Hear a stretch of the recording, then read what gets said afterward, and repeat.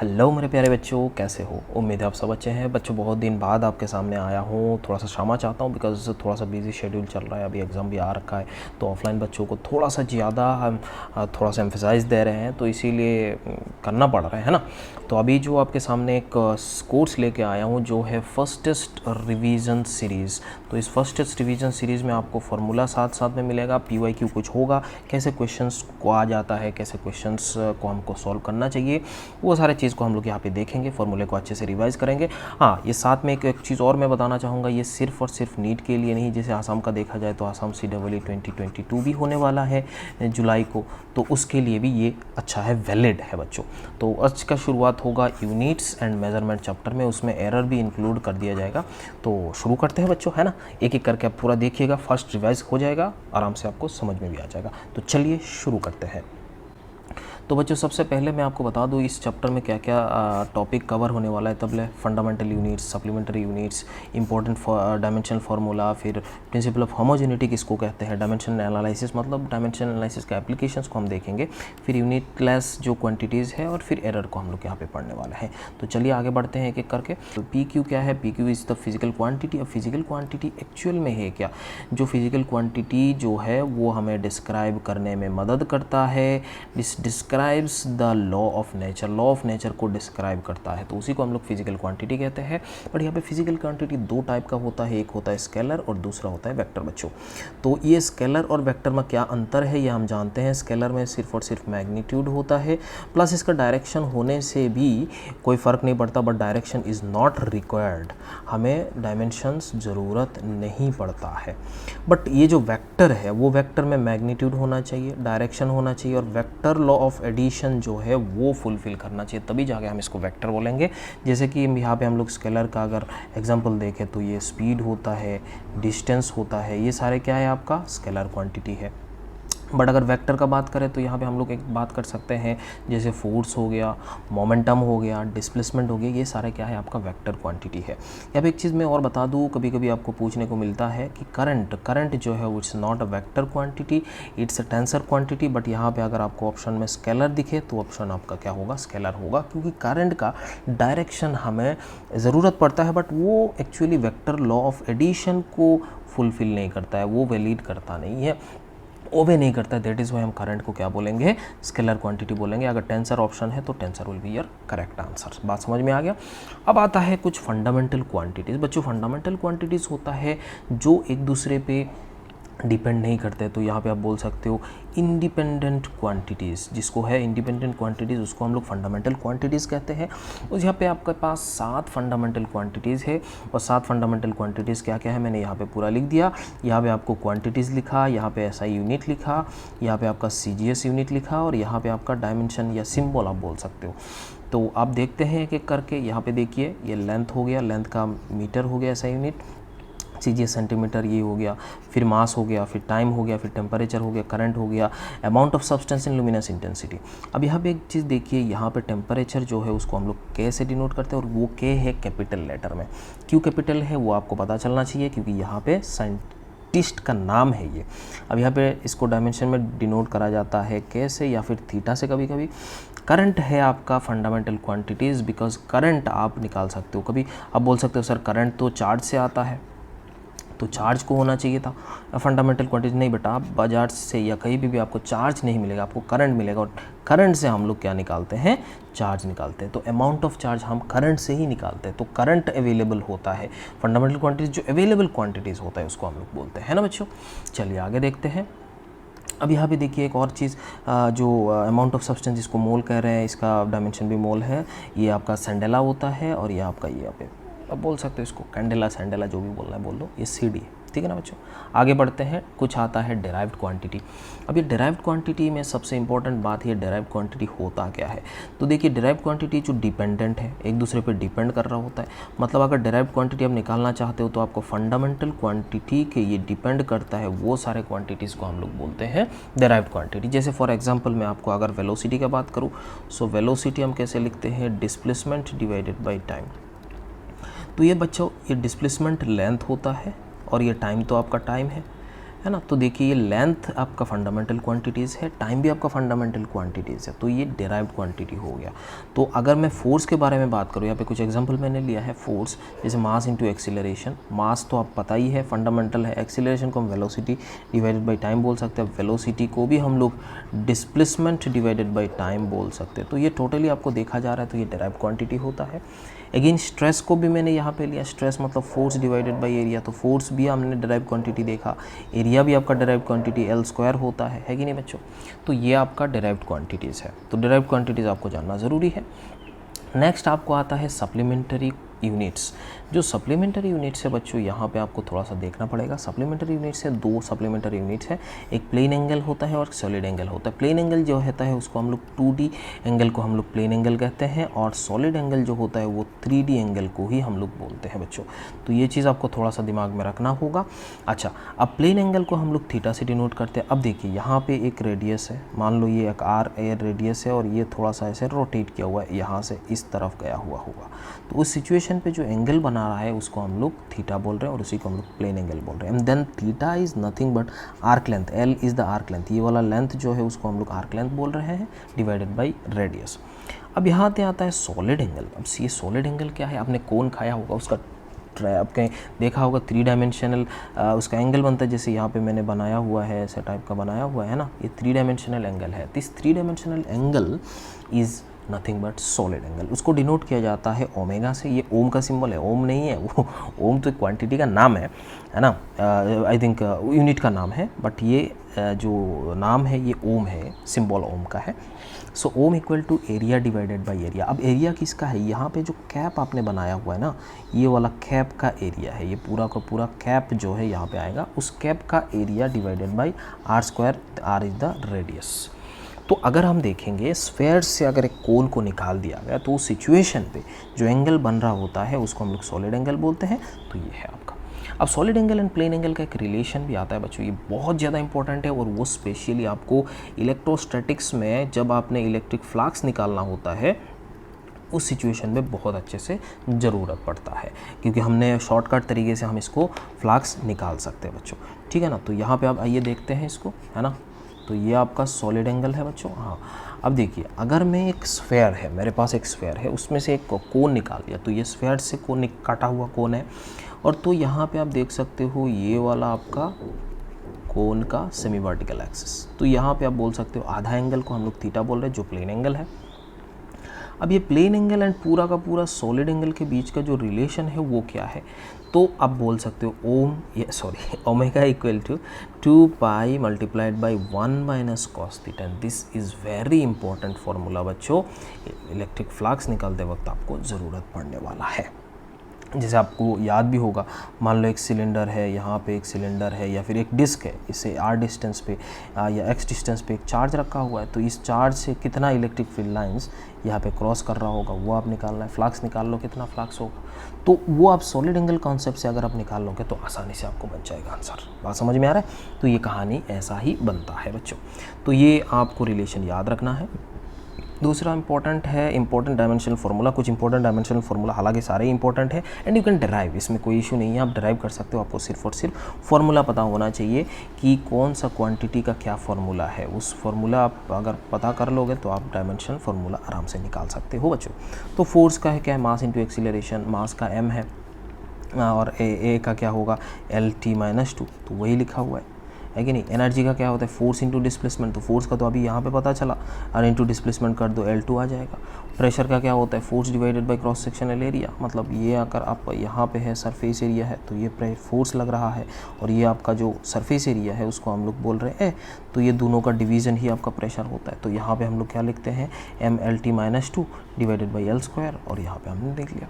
और भी बहुत क्वांटिटीज़ है, जैसे हमने यहाँ पे बोलते हैं एप्सिलॉन नॉट। एप्सिलॉन नॉट हम लोग कहाँ कौन सा फॉर्मूले में मिला था भैया, कूलम्ब्स लॉ से हमें ये चीज़ मिला था। कूलम्ब्स लॉ में हमने ये चीज़ पढ़ा था कि 1/4 pi epsilon not Q1 into Q2 divided by r²। अब यहाँ पे जो एप्सिलॉन है, इस एप्सिलॉन नॉट का आपको निकालना है बच्चों। एप्सिलॉन नॉट और एप्सिलॉन r दो अलग अलग चीज़ें हैं।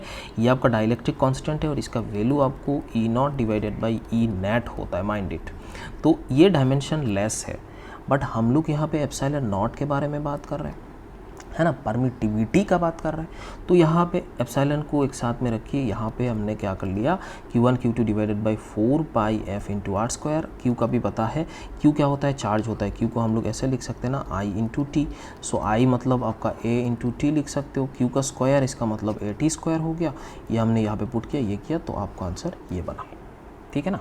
अब म्यू नॉट का भी फार्मूला आप इसको डराइव कर सकते हो, तो यहाँ पे फार्मूला मैंने लिख दिया, ये वाला होता है। और भी बहुत सारे क्वांटिटीज़ है, जैसे यहाँ पे ग्रेविटेशनल कांस्टेंट हो गया, फिर आप यहाँ पे गैस कांस्टेंट हो गया, तो गैस कांस्टेंट का आप यहाँ से एनर्जी इक्वल टू आप लिख सकते हो ना, इंटरनल एनर्जी F/2 nRT। तो T is the temperature, N तो हम नंबर ऑफ मोल्स होता है, इसको चीज़ को आप ज़रा ध्यान से देखना है। सिग्मा को भी आप निकाल सकते हो। सिग्मा मतलब आपको स्टीफेंस कांस्टेंट, जैसे Q/dQ/dt सिग्मा AT⁴। तो यहाँ पे आप सिग्मा का वैल्यू निकाल सकते हो। प्लैंक कांस्टेंट भी निकाल सकते हो। प्लैंक कांस्टेंट हमने देखा था फोटोन का एनर्जी से, तो E = h न्यू हो जाता है।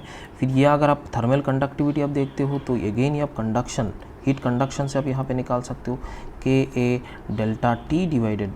तो यहाँ पे आपको थर्मल कंडक्टिविटी निकालना है। तो वगैरह वगैरह चीज़ें यू कैन कैलकुलेट। ये सारे चीज़ कांस्टेंट, छोटा छोटा कुछ कुछ कांस्टेंट है, उसको आपको अच्छे से पता होना चाहिए बच्चों। ठीक है ना, इतना समझ में आ गया। चलिए आगे बढ़ते हैं। दूसरा होता है आपका प्रिंसिपल ऑफ होमोजिनिटी बच्चों। ये प्रिंसिपल ऑफ होमोजिनिटी एक्चुअल में क्या है, देखो जैसे कि एक क्वांटिटी मैं आपके सामने लेता हूँ, जैसे S = UT + ½ AT²। इसका क्या मतलब है, ये डिस्प्लेसमेंट का यूनिट है, ये भी आपका कहीं ना कहीं डिस्प्लेसमेंट है, ये भी आपका कहीं ना कहीं डिस्प्लेसमेंट है।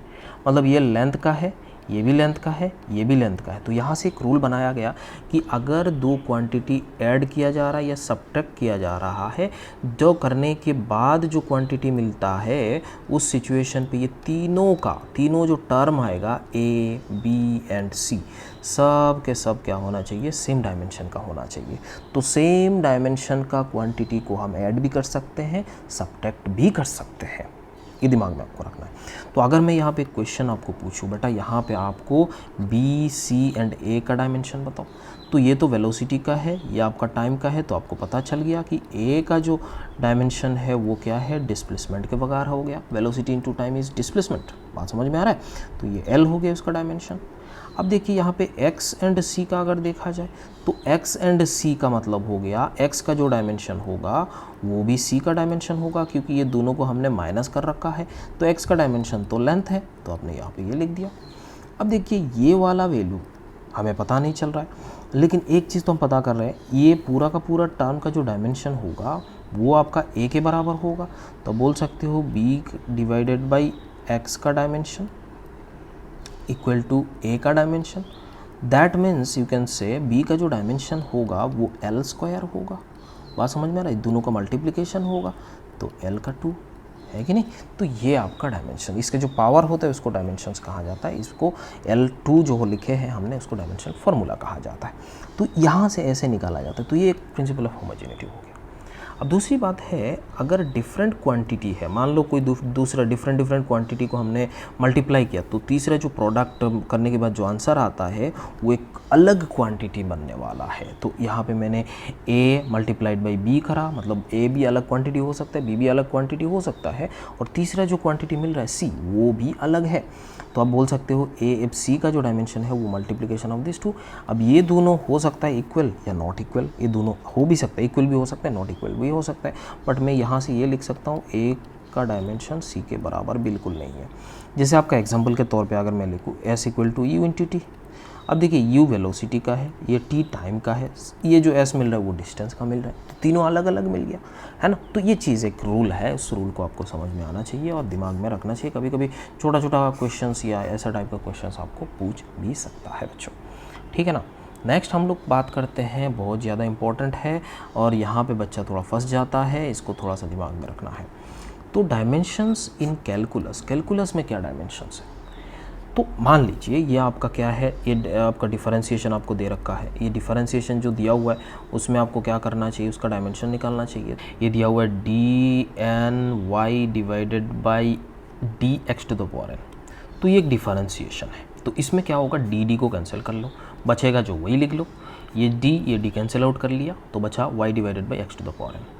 मैं देखा जाए तो इसको y को कितने बार डिवाइड किया गया x से, n टाइम्स डिवाइड किया गया है।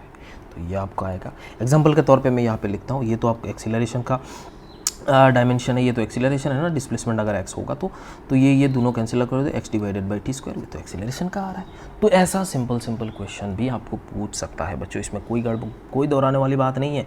आराम से चीज़ों को आपको अच्छे से देखना है। यहाँ पे डी को हटा देना है, यहाँ पे भी डी को हटा देना है। बात समझ में आया? ये चीज़ दिमाग में रखना है बच्चों आपको।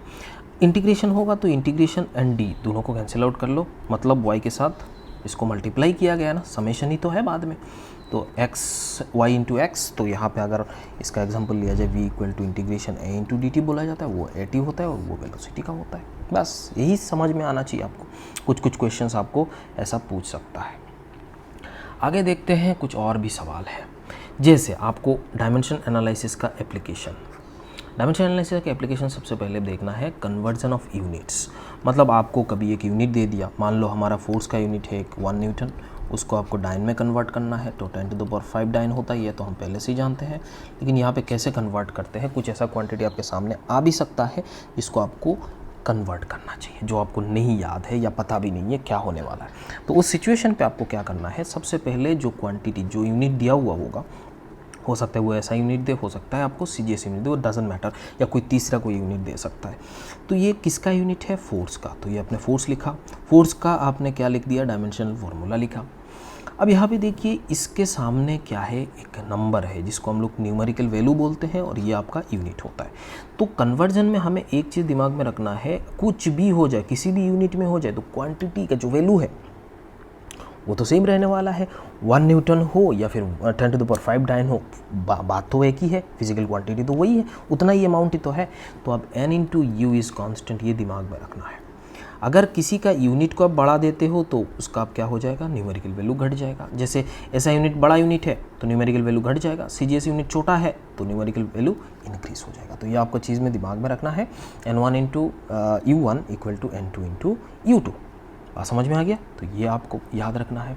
अब यहाँ पे ही देखना है, n1 हम लोग 1 ले लेते हैं, n2 हम लोग ले लेते हैं इसमें, मतलब हम CGS यूनिट में कन्वर्ट करना चाह रहे हैं तो CGS का ही वैल्यू आपको n2 आने वाला है।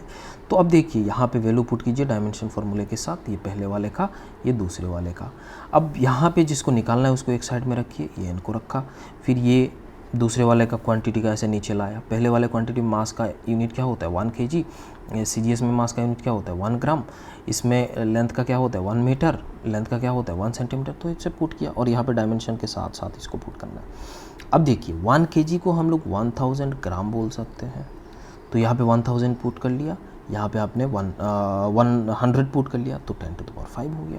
तो n2 का वैल्यू क्या हो गया, 10⁵। सो यहाँ पे सिंपल आप बोल सकते हो ये 10⁵ इज़ योर आंसर। बात समझ में आ गया बच्चों?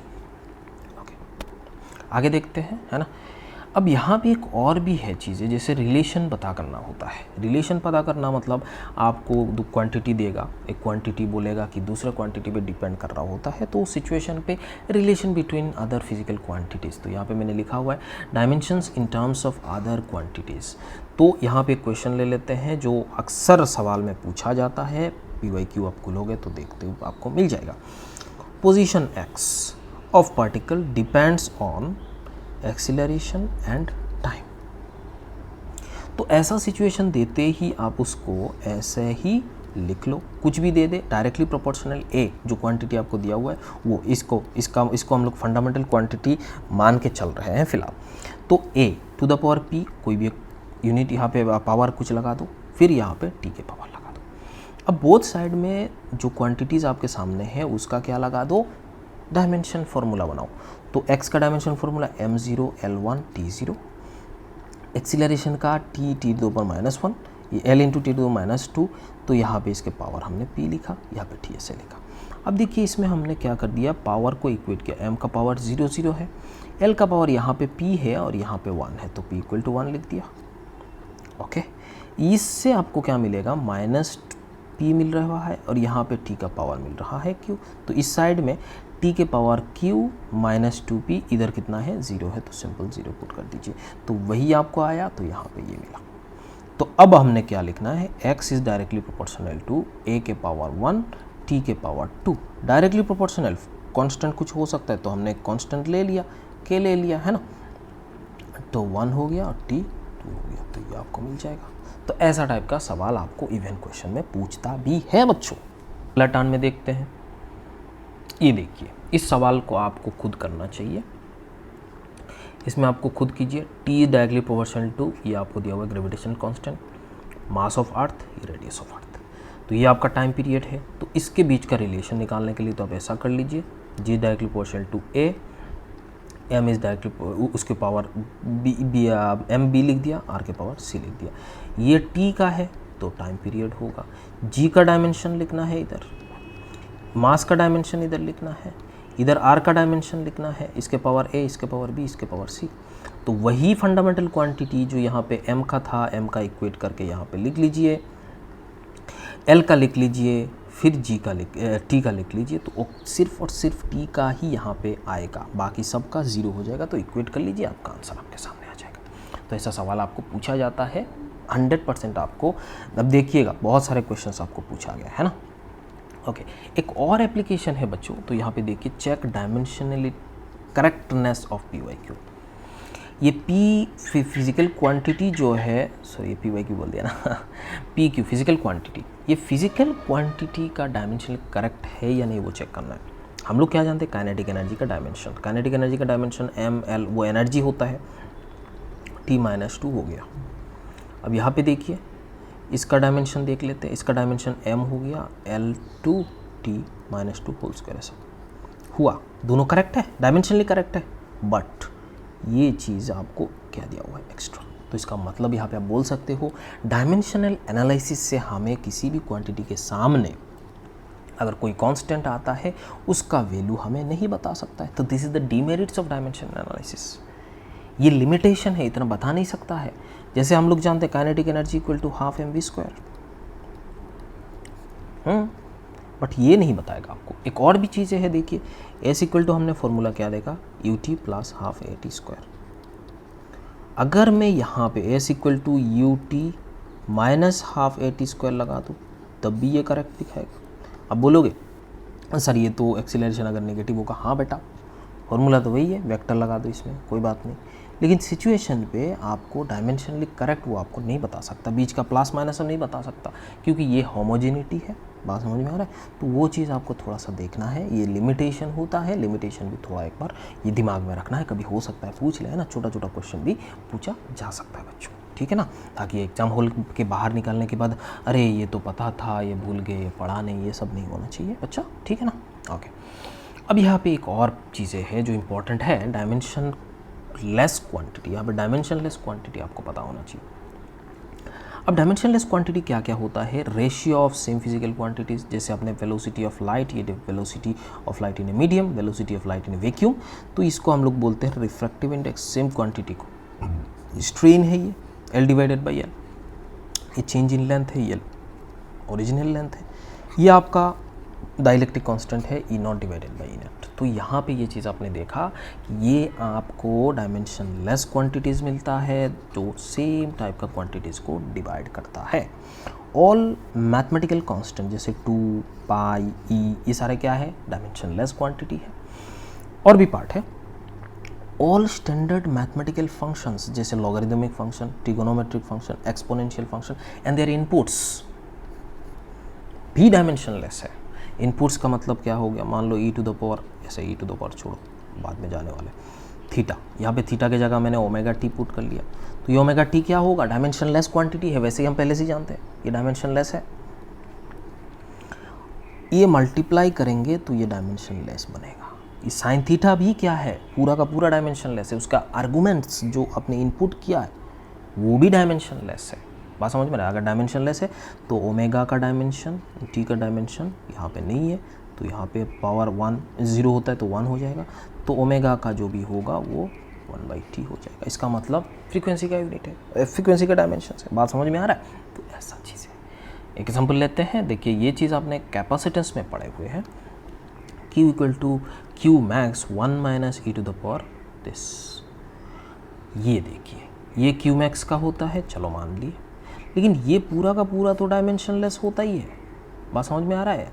अगर इसका कोई डायमेंशन लेस होगा तो इसको अगर तोड़ के लिखोगे तो Q max minus Q max into e⁻ minus t divided by RC। तो इसका क्या डायमेंशन होगा, तो ये बराबर थोड़ी होगा, सब तो चार्ज का होना चाहिए, तो ये डायमेंशनलेस हो गया। बट इसके इनपुट जो है वो भी डायमेंशनलेस है, T divided by R C भी डायमेंशनलेस है बच्चों।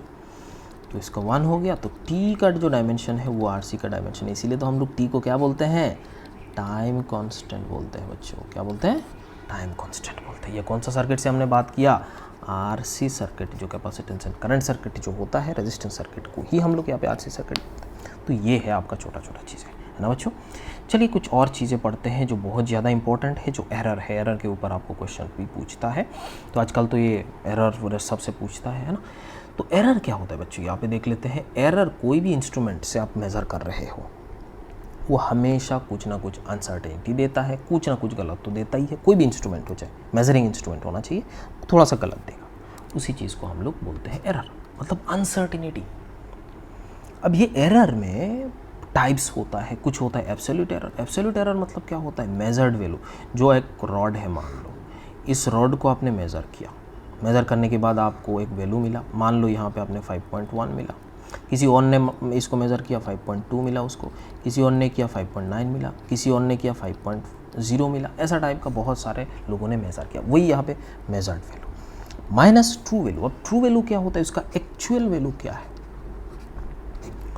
अब यहाँ पे एक्चुअल वैल्यू अगर आपको सवाल में नहीं देता है, तो ट्रू वैल्यू निकालने के लिए आप जो अपने कैलकुलेट यहाँ पे मेज़र करके निकाला ना, वो सब का एवरेज निकाल लो। तो यहाँ पे देखिए मैंने लिखा true value is nothing but average of all measured value.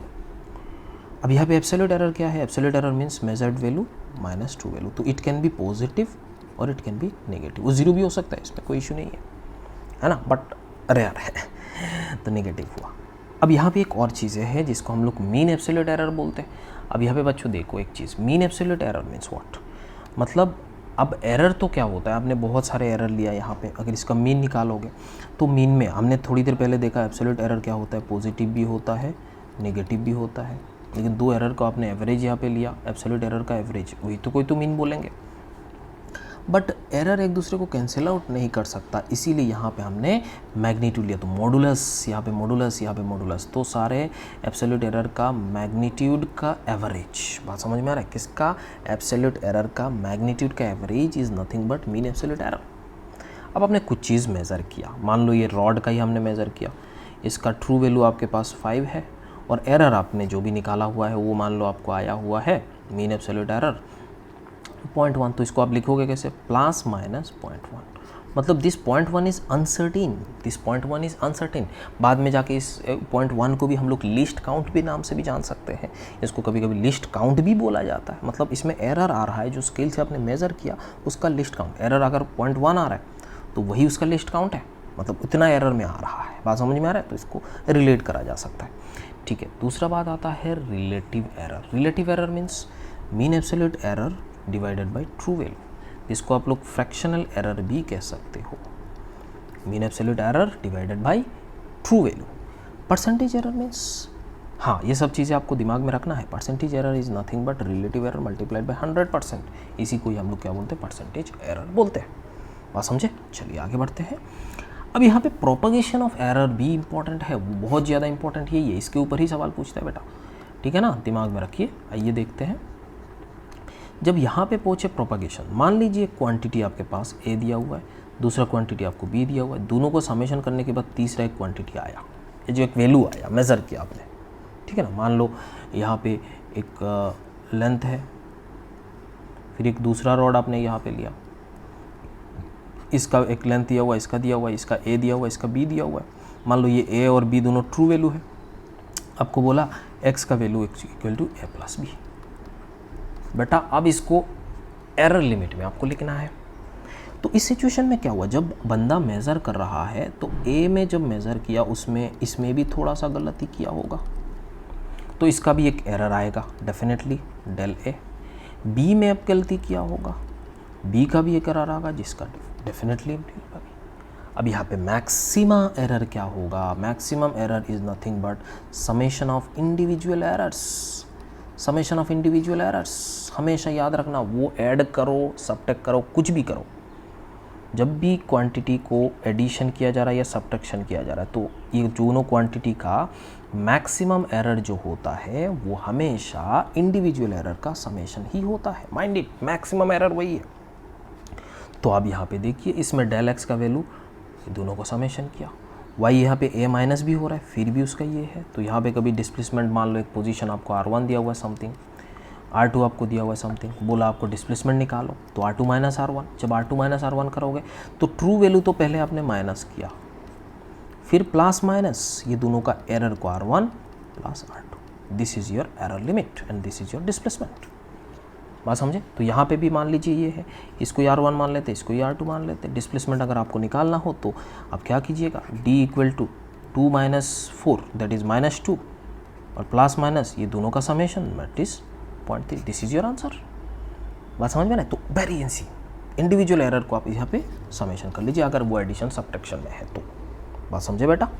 Okay, आगे बढ़ते हैं। Multiplication and division. जब मल्टीप्लिकेशन में जाते हैं तो उस सिचुएशन पे आपको थोड़ा सा बता देता हूँ मैं। देखिए एक क्वांटिटी आपको ऐसे दिया हुआ है, मान लो कोई भी एक quantity a to the power x b to the power y, ये दोनों में एरर आपको चाहिए तो इसको आप डिफरेंशिएट कर लीजिए, लॉग ले लीजिए पहले फिर डिफरेंशिएट कीजिए तो आपको ऐसा मिलेगा dp upon p equal to x d upon a plus y into db upon b। यहाँ पे आपको इस छोटा छोटा क्वांटिटीज़ को आपने कन्वर्ट किया तो ये एरर है, ये भी एरर है, ये भी एरर है। तो ये आपका क्या हो गया, फ्रैक्शनल एरर किसका, p का, ये फ्रैक्शनल एरर a का, ये फ्रैक्शनल एरर b का।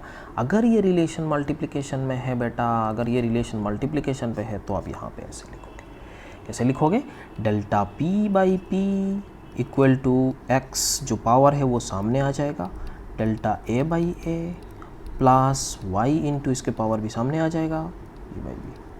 अगर आपको परसेंटेज एरर पूछे तो इसके साथ 100% मल्टीप्लाई कर दीजिए, इसके साथ भी 100% मल्टीप्लाई कर दीजिए, इसके साथ भी 100% मल्टीप्लाई कर दीजिए। अगर आपको बोला कि एरर लिमिट में पुट करना है तो p का तो वैल्यू आपको पता चल गया है, p का वैल्यू क्या है, जो a का ट्रू वैल्यू आया उसका पावर x कर दीजिए, b जो आया ट्रू वैल्यू पावर x कर दीजिए, दोनों का वैल्यू आपने निकाल लिया। अब क्या कीजिए, p का एक वैल्यू आया तो 2 स्क्वायर मान लो 3 स्क्वायर ऐसा आया कुछ, ये 4 इंटू 9 आ गया तो 36, ये p का वैल्यू है। अब यहाँ से आप एरर निकालोगे, डेल्टा p का वैल्यू कैसे निकालोगे, ये पूरा का पूरा टर्म आप यहाँ पे नीचे उतारोगे मल्टीप्लाइड बाई p, ये जो वैल्यू निकला था वो, अब ये आपका आया p का वैल्यू। अब अगर एरर लिमिट में लिखना है तो p plus minus delta p। Sometimes इसको परसेंटेज में भी लिखा जाता है तो परसेंटेज भी आप यहाँ पे लिख सकते हो, उसमें कोई इश्यू नहीं है बच्चों, ठीक है ना। ऐसा टाइप का क्वेश्चन आपको मिलता है। अब यहाँ पे मैं एक और चीज़ आपको बताना चाहूँगा। देखिए बेटा यहाँ पे एक मैंने क्वांटिटी लिया p equal to a to the power x b to the power y divided by c to the power x। तो यहाँ पे ये नीचे है, अगर इसको लॉग लेंगे और डिफरेंशिएट करेंगे तो ये माइनस सामने आना चाहिए, बट एरर में बेटा माइनस नहीं आता है। माइंड इट, एरर में हमेशा एरर जुड़ते रहता है तो इसीलिए ये प्लस होगा, यहाँ पे ये मैंने लिखा प्लस होगा। अब ये एडिशन मल्टीप्लिकेशन में हो, ऊपर हो या नीचे हो कोई फ़र्क नहीं पड़ता, इसमें प्लस ही आने वाला है। अब ये वाला फॉर्मूला वैलिड कब है, if individual error is less than 5%। जो भी आपका a का, b का, c का सबका इंडिविजुअल एरर कितना होना चाहिए, लेस देन 5% होना चाहिए। नहीं तो आपको क्या करना है, अगर लेस देन 5% नहीं है, मान लो आपको बोला कि ये ले लेते हैं, मान लो आपका वेलोसिटी जो है वो इंक्रीज़ हुआ 20%, इसका क्या हो गया, इंक्रीज़ हो गया। तो आपको चेंज इन या percentage change in kinetic energy आपको निकालना है। बात समझ में आ रहा है इसका। तो अब इसमें क्या करोगे, पहले V1 के लिए काइनेटिक एनर्जी K1 निकालो, V2 के लिए काइनेटिक एनर्जी K2 निकालो, चेंज इन काइनेटिक एनर्जी मतलब K2 माइनस K1 करो, फिर अपने K इनिशियल डिवाइड कर दो multiply by 100%, that will be your percentage error या फिर that will be your percentage change. बात समझ में आ रहा है। तो जब लेस देन 5% होगा तब ये फॉर्मूला वैलिड है, अदरवाइज वैलिड नहीं, आपका आंसर गलत हो जाएगा। बात समझ में आ रहा है। चलिए आगे बढ़ते हैं। एक और है, सबसे इम्पॉर्टेंट है यहाँ पे इंस्ट्रूमेंट, कुछ इंस्ट्रूमेंट के बारे में पूछा जाता है आपको। वर्नियर कैलिपर, बच्चों वर्नियर कैलिपर यहाँ पे इसका साइज़ ऐसे देखने में ऐसे दिखता है, इसका थोड़ा सा कलर मैं अलग ले लेता हूँ। मान लीजिए ये जो पार्ट है ये आउटर डायमीटर को मेज़र करने के लिए बेटा, मान लो ये सिलिंड्रिकल बॉडी है ना, उस सिलेंडर का इनर डायमीटर को मेज़र करना चाह रहा है। मान लो सिलेंडर का इनर डायमीटर को ये क्या करना चाह रहा है, मेज़र करना चाह रहा है। अब ये वाला जो नीचे वाला जो है वो आउटर डायमीटर को मेज़र करता है, तो मेज़र कर लिया। ये वाला जो है वो डेप्थ मेज़र करता है। अब यहाँ पे देखिए एक स्केल है आपका मेन स्केल, ये वाला जो दिख रहा है वो मेन स्केल है आपका, ज्योमेट्री बॉक्स में जो स्केल होता है वही उसके जैसा होता है। एक और यहाँ पे दिख रहा है वो आपका होता है वर्नियर स्केल। अब जनरल केस में क्या होता है, आपको बोला जाता है कि 9th division of main scale is coincide with 10 division of vernier scale. बात समझ में आ रहा है कि यहाँ पे आप बोल सकते हो 9 main scale division equal to 10, मतलब अगर 9 डिवीज़न मेन स्केल का 10 डिवीज़न ऑफ वर्नियर स्केल का कोइंसाइड कर रहा है, मतलब सेम लेंथ है, तो आप बोल सकते हो ये वाला वैल्यू। तो इस कंडीशन पे एक चीज़ आता है जिसको हम लोग बोलते हैं लीस्ट काउंट। तो लीस्ट काउंट मतलब आप बोल सकते हो कि सबसे इम्पोर्टेंट बात है 1 MSD, मतलब main scale division minus 1 BSD, मतलब 1 main scale division minus 1 vernier scale division. अब 1 वर्नियर स्केल डिवीज़न क्या होता है, यहाँ से आप निकाल सकते हो 1 BSD equal to 9 divided by 10 MSD, और generally 1 main scale division 1 millimetre होता है, तो यहाँ पे आप बोल सकते हो 0.9 मिलीमीटर। तो अगर अब यहाँ पे क्या होगा, 1 मेन स्केल डिवीज़न आपका 1 मिलीमीटर है और यहाँ पे 0.9, तो आप बोल सकते हो 0.1 millimetre is your least count. अब बात आता है बेटा रीडिंग कैसे लेंगे, तो फिर सर रीडिंग आपको लेना इम्पॉर्टेंट है। Reading equal to main scale divisions, main scale divisions या मेन स्केल रीडिंग यहाँ पे बोल लो। मेन स्केल में क्या होता है, यहाँ से 1 से 0 तक, आप 0 से 1 तक आ रहे हो तो यहाँ पे आप 1 सेंटीमीटर बोल सकते हो। यहाँ पे 10 डिवीजन्स है ना, तो 1 सेंटीमीटर हो गया। तो 1 centimetre plus vernier scale reading multiplied by least count minus error. बात समझ में आ रहा है क्या? तो ये मेन स्केल रीडिंग यहाँ पे है, फिर वर्नियर स्केल रीडिंग, फिर माइनस एरर करते हैं। अब देखिए ये एरर हम बाद में बात करेंगे। मान लीजिए ये 0 है, ये देखिए ये आपका मेन स्केल नहीं, ये वर्नियर स्केल है, यहाँ पे गया, मतलब ये 1 सेंटीमीटर तो हो रखा है।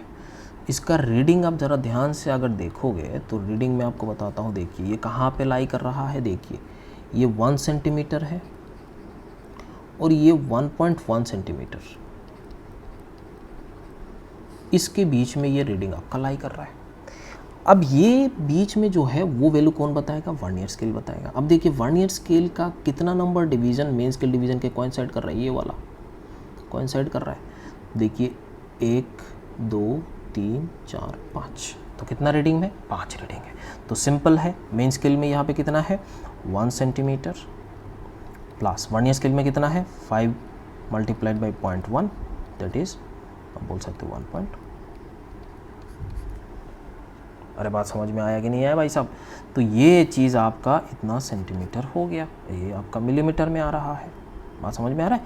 यहाँ पे आप बोलोगे 1 सेंटीमीटर, नहीं तो आप बोल सकते हो 10 मिलीमीटर, तो यहाँ पे 10 बोलो, नहीं तो 1 सेंटीमीटर, और ये वाला जो आएगा वो मिलीमीटर में आएगा। तो 1.05 सेंटीमीटर आपका आंसर है। बात समझे? एक यहाँ तक गया तो 10 मेन स्केल डिवीज़न चला गया ना, तो यहाँ पे आप मेन स्केल रीडिंग में 10 मिलीमीटर लिखो, नहीं तो 1 सेंटीमीटर लिख सकते हो, कोई फर्क नहीं है। अब एक बात है एरर का। मान लीजिए मैं एरर का बात करूँ कि यहाँ पे 0 एरर का बात करता है। मान लीजिए ये मेन स्केल का 0 है और नीचे वाला क्या है, मेन स्केल है, ये वर्नियर स्केल है, नीचे वाला वर्नियर स्केल का 0 है। अगर ये दोनों कोइंसाइड पहले से ही कर रहा है तो इसमें नो 0 एरर होता है। अब सोचिए अगर ये मेन स्केल का 0 है और ये वर्नियर स्केल का 0 थोड़ा राइट साइड में आ गया, इसका मतलब इसने ऑलरेडी रीडिंग ले लिया।